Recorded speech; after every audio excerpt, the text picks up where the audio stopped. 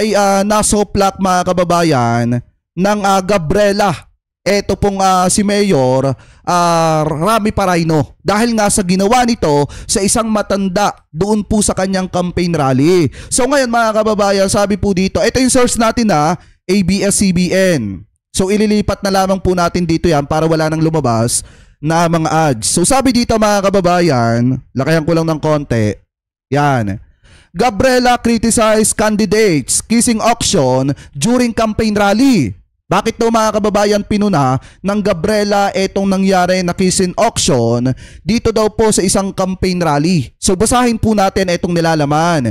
Pinuna ng women's group na Gabriela nitong Martes ang kandidato mula sa Ordaneta, Pangasinan dahil sa umano'y kissing auction na kinasangkutan ng isang matandang babae sa isang campaign rally. Sa isang pahayag, sinabi ng Gabriela na sina Ordaneta, Pangasinan, Mayor Rami Paraino at Vice Mayor Jimmy Paraino ay sinailalim ang isang matandang babae sa isang nakakahiyang kissing auction kapalit ng 5,000 piso. Biruin niyo mga kababayan na ipinatawag yung matandang babae doon po sa doon sa entablado at ginawa po nilang parang isang gamit na pinao-auction. Ibig sabihin, pinabibiding mga kababayan. At dahil po dyan, yung matandang babae ay napahiya. Pero mga kababayan, nagbigay naman ng pakonsuelo itong si Rami Paraino, halagang 5,000 piso. Ano po ngayon, ipagpatuloy pa natin. Sabi pa dito, sa isang pahayag, sinabi ng Gabriela na sina Ordaneta Pangasinan, ay itong magkapatid na Paraino, isinailalim daw yung isang matandang babae sa isang nakakahiyang kissing auction. Pinatawag umano ng ang matandang babae sa entablado at nagbidding wara mga opisyal na umabot sa 5,000 pesos mga kababayan. So parang ang ginawang gamit dito yung matandang babae. Kasi ang pagkakaalam ko kapag sinabing auction, yan yung pinabibidingan doon po sa mga let's say negosyante, mamumuhunan at mga opisyales mga kababayan. At kung sino yung may pinakamataas na bidding, siya ang makikinabang doon sa gamit na yon. Sa madalit salita, kanya na po yon. So ngayon sabi pa dito mga kababayan, basahin pa natin. Sinabi ni Gabriela Secretary General Clarice Palse na ang grupo ay nagalit sa kasuklam-suklam na pagpapakitang ito na nag-auction sa dignidad ng matandang babae para sa libangan. So ginawang libangan yung matandang babae kaya isinalang sa isang auction mga kababayan, kissing auction. Ano po ang ginawa dun sa isang babae or matandang babae? Ito ay hindi kawang gawa o pagkabukas palad, ito ay pagsasamantala.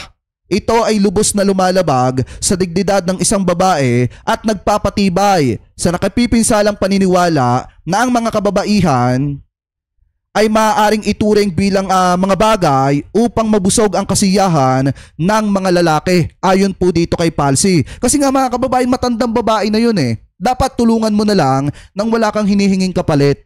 Especially mga kababayan, kung may pangangailangan, yung matandang babae, dapat hindi nyo na ginawang katatawanan at hindi mo na ginawang parang isang bagay na ipabibiding mo kung kailan mo gusto para mabusog lang kayo sa kaligayahan at sa kasiyahan. Kahit yung matandang babae, hindi po nila pinatawad at pinaglaruan pa po nila kapalit ng 5,000 piso. At hindi po yan katanggap-tanggap mga kababayan, lalo na kung yung iba mga kababayan Pilipino po natin ang makakabasa po nito. So sabi pa dito mga kababayan, hinimok ng grupo ang COMELEC na imbestigahan ng insidente na hindi pa matukoy ang petsa nito. Humingi ng komento ang ABS-CBN News sa Pulse Body tungkol sa kissing auction ngunit hindi pa ito sumasagot.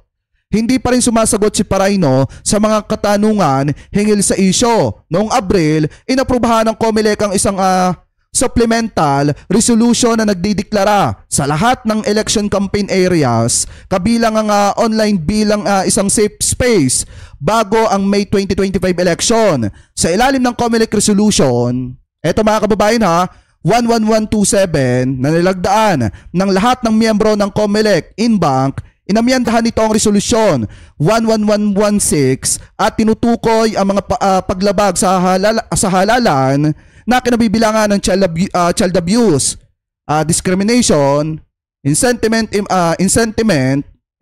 immoral, doctrines, obscene, publication, exhibition at indecent show at racial discrimination mga kababayan. So dahil po dyan, sa ginawa nila sa isang matanda, pinagpapaliwanag mga kababayan at hinihingan ng opinion mga kababayan at criticize ng Gabriela, ito pong mga Paraino. Ito pong si Rami Paraino at yung kapatid niya na si Jamie Paraino. Biruin nyo mga kababayan, bukod sa magaling mambabae, ito pong si Rami Paraino, pati matanda po mga kababayan ay ginawa po nilang parang isang bagay habang pinapa-auction mga kababayan, nagtatawanan sila kapalit ng 5,000 piso. Ano po, kahit pasabihin natin mga kababayan na binigyan nila ng 5,000 piso yung matandang babae, hindi po dapat ganon ang turing sa mga kababayan po nating Pilipino na porkit may perang kapalit, aabusuhin na po nila at gagawin po nilang katatawanan. So yan yung isang bagay mga kababayan kung bakit sinasabi po natin ng paulit-ulit